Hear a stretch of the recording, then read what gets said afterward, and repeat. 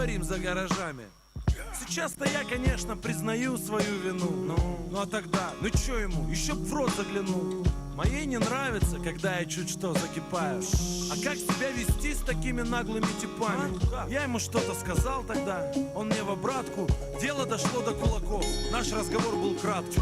Это сейчас-то я знаю, что это был хамил. Знал бы тогда, наверное, б не хамил.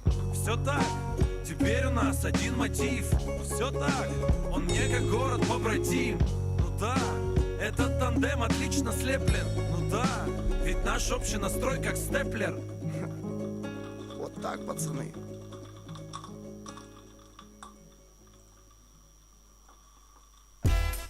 Guten Tag, Damen und Herren.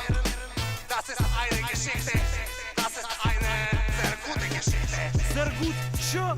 Короче, мы видели море, видели горы, видели белые ночи, топтали линолеум в санатории в дорогом городе Сочи. И так устали загорать, что решили впредь наши поездки за город сократить на треть. К тому же там уже дамы нами сыты по горло. Надо перетереть и переть за бугор. Нам на горно-лыжный курорт какой-нибудь. Там будем дуть, будем дуть. Хотя где мы только не дули, ты вспомни. Разве что у моего дедули в Кёльне. Ой, нет, это далеко ты гонишь. Мой дед будет рад нам, давай бегом ешь. А помнишь ту погоню, когда мы тупо гоним, а в зеркале заднего вида типы в погонах. Ну то, когда мы мусоров тягали, ты чё забыл? Ну в ноябре. Так это ж май был. Ай, блин, проехали, давай за багажом. Эх, Эмиль, вот мы там отожжем. Так мы в тесной кафешке, сидя как в мешке, решили в спешке лететь к моему дедушке на всех парах. С бухты, барахты, немцам